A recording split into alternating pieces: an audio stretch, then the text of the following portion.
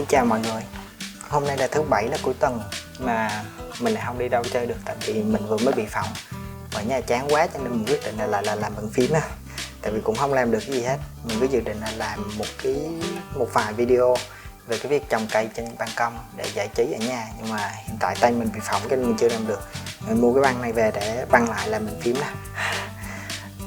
Thì hôm nay mình sẽ nói về cách làm sao để mình thay PCB cho một con bàn phím nhanh nhất mà không cần phải tháo switch hay là keycap gì hết nha. Không phải thay cho con này, con Space 65 này thì không thay, mình sẽ thay cho con này là con Thin 6.5. Con này thì cũng là của nhà Gray Studio và cùng nhà với con này luôn.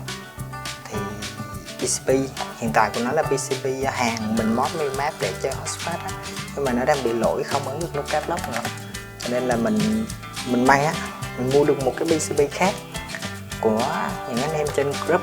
Thì giờ là chỉ có mua cũ thôi chứ không mua mới rồi nè, mình nghĩ vậy, tại vì con này cũng cũ rồi mình mua được, cho nên hôm nay mình sẽ làm clip thay và chỉ cho các bạn làm sao để thay PCB mà không cần phải tháo ra hết nha. Đây là Space 65, mình sẽ sao tester để cho các bạn có cơ sở để so sánh âm thanh ha. Còn con này thì mình đã có một cái clip trước mình làm về nó rồi, bây giờ mình sẽ sao test nhẹ một đoạn thôi.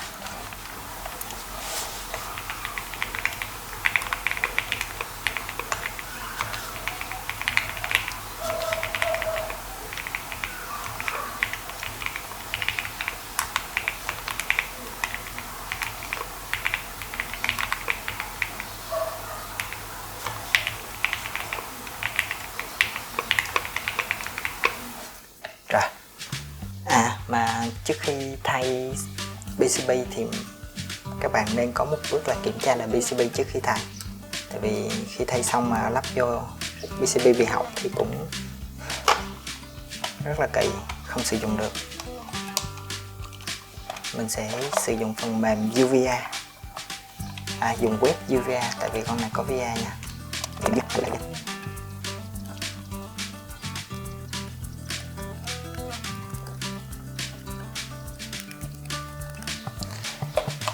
Vậy là PCB hoạt động bình thường ha. Cái cách mà để test đó là các bạn chỉ cần lấy cái nhíp như thế này, sau đó chúng ta sẽ cho hai cái nhíp vào hai đầu của đây, một đầu thì nó sẽ nhận tín hiệu và nó sẽ thông báo lên màn hình.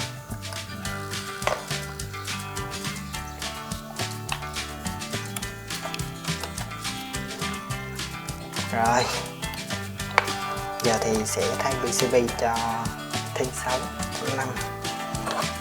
Cũng để bữa giờ không dùng cũng hơi có bụi xíu.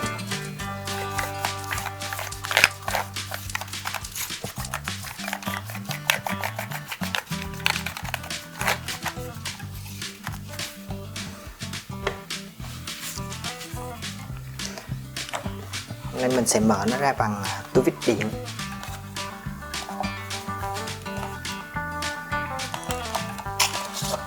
Thì mình có một lưu ý cho các bạn khi dùng tua vít điện là phải biết kiểm soát cái lực, nếu không thì sẽ dẫn đến bị quá lực và bị, nhất là những con PC, dùng các PC thì sẽ bị quá lực và bị nứt ốc. Và một số lưu ý khi dùng các PC là đừng vặn chặt ốc của nó nha. Thậm chí ở đây là mình còn vẫn thiếu một con ốc nè, ở đây là mình có ốc nha, nhưng mà mình không vặn, tại vì khi mà các bạn siết chặt quá là cái case của nó là nó sẽ bị siết lại, nó hóp lại, nó siết lại và nó cạ vô cái cáp của mình. Xài như vậy rất là khó chịu. Còn con này, mấy con này nó cũng khá là dính chặt rồi, cho nên chúng ta chỉ cần một cái lực vừa phải vô là nó đã nhận rồi.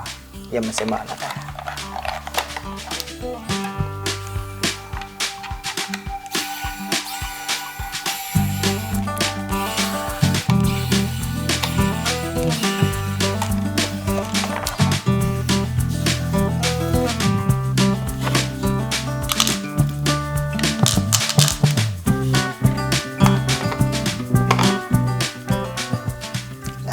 PCB không có xài data board. Vệ sinh nhẹ.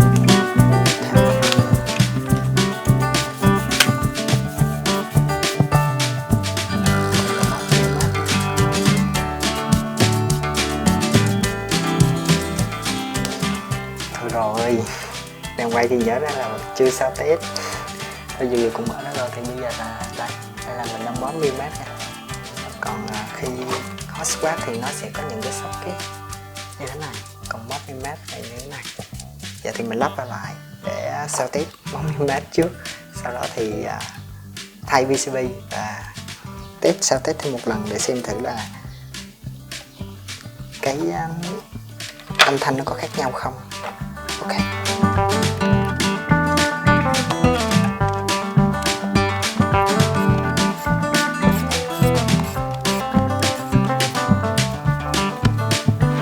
Giờ thì mình sao test nha mọi người.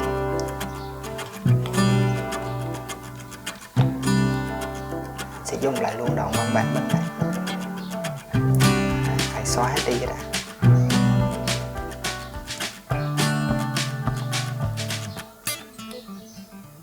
Thông tin thì mình sẽ để trên màn hình ha.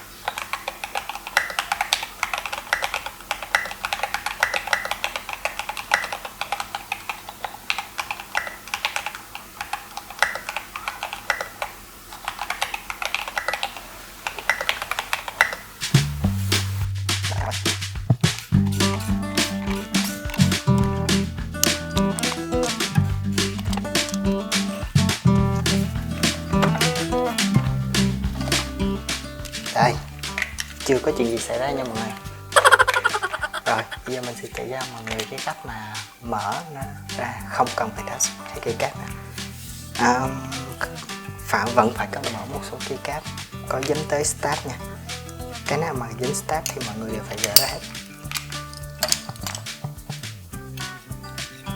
Switch mình đang dùng là Milcoca, thì con switch này là switch nội địa của Trung Quốc hay sao ấy. Con này cũng khó tìm, mình mua được hồi đó cũng lâu rồi, nhưng mà mình cũng thay lò xo rồi, mình không nhớ rõ tên lò xo và lực của lò xo như thế nào.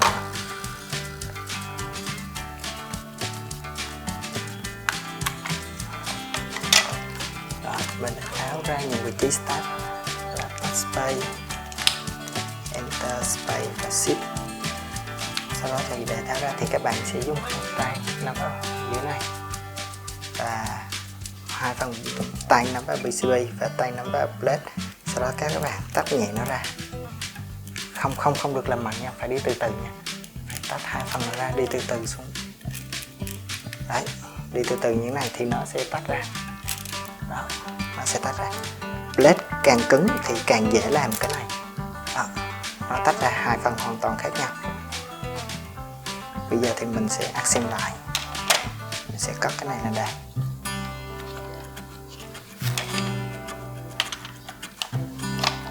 Giờ mình sẽ thực hiện là thay start. Từ bên Mimat và bên hot swap. Cái này thì cũng nhanh.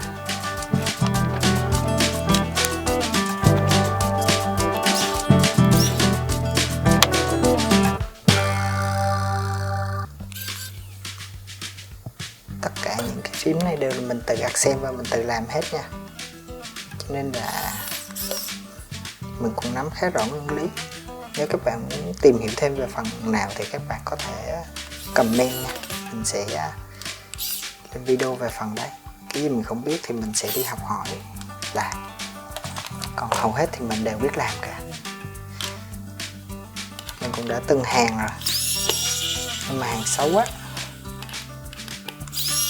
không bằng mấy anh thợ được.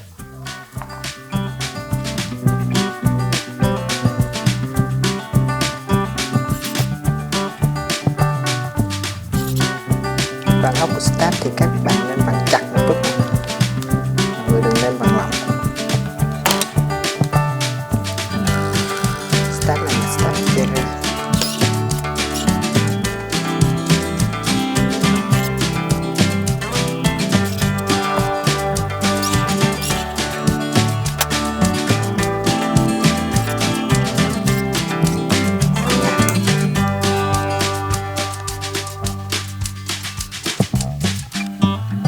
Giờ là bước gắn lại.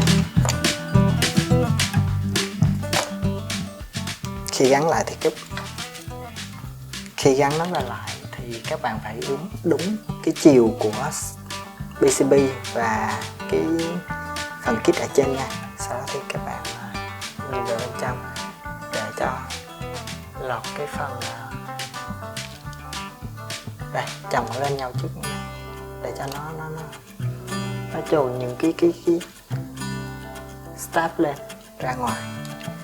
Sau khi mà đã đồng vị trí với nhau, các bạn nhìn vào khí bên dưới và bắt đầu áp nó vào, áp nhẹ thôi thì từ từ switch nó sẽ các bạn áp vào thì từ từ switch nó sẽ dính vào, và cái nào dính vào thì các bạn chỉ cần ấn nó một lực vừa phải thôi để cho nó đi xuống.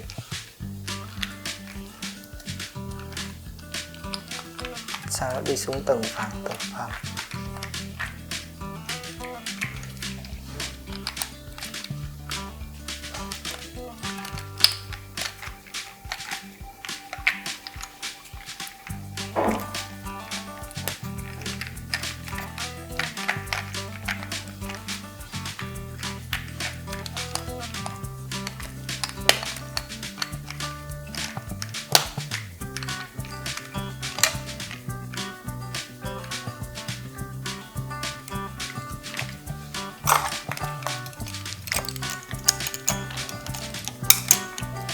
Vì PCB này nó là loại khác cho nên là vị trí switch này nó không đúng, mà mình cần phải thay nó lại.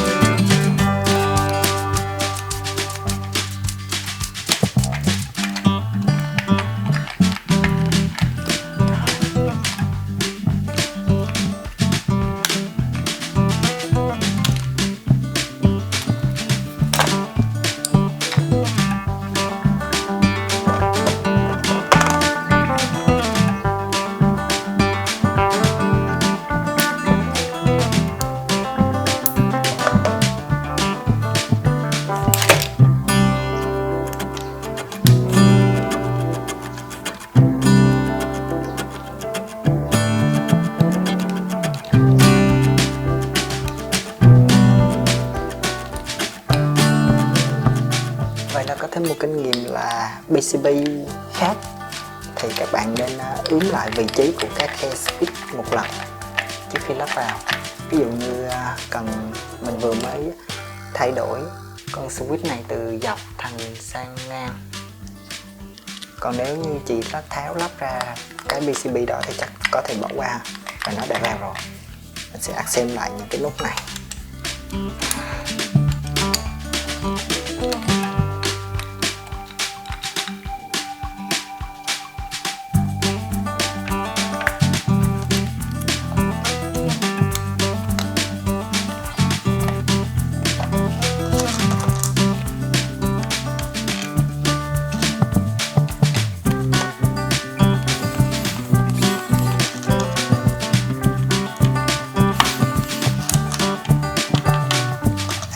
Điều nữa là khi vặn ốc thì các bạn không nên vặn siết cứng hết một con nữa, các bạn nên vặn lỏng, vặn nhẹ trước từng con và nên bật chéo vào. Ví dụ như mình sẽ cho nhẹ một con ở đây, sau đó chéo lên, kéo qua đây lại và chỉ dùng một lực nhẹ thôi.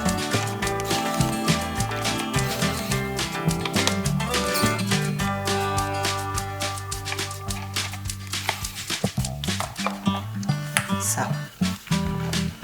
Giờ mình sẽ kết nối với app điều chỉnh lại và sao test.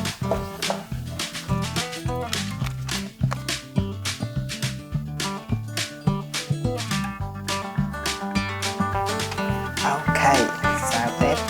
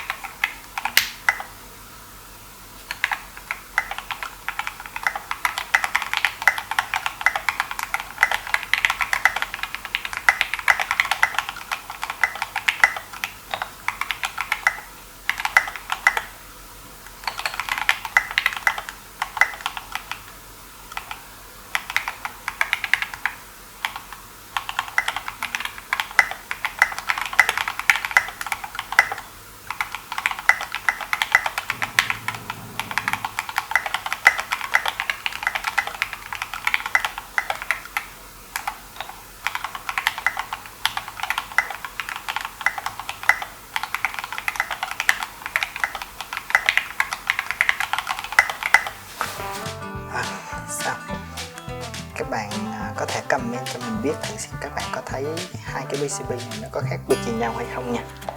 Và các bạn muốn làm về chủ đề gì đó về việc về giải trí ở nhà khác thì có thể comment cho mình hoặc là làm gì đó về bàn phím cũng được, mình sẽ làm để giải trí ha. Cảm ơn các bạn đã xem video, chúc bạn cuối tuần vui vẻ.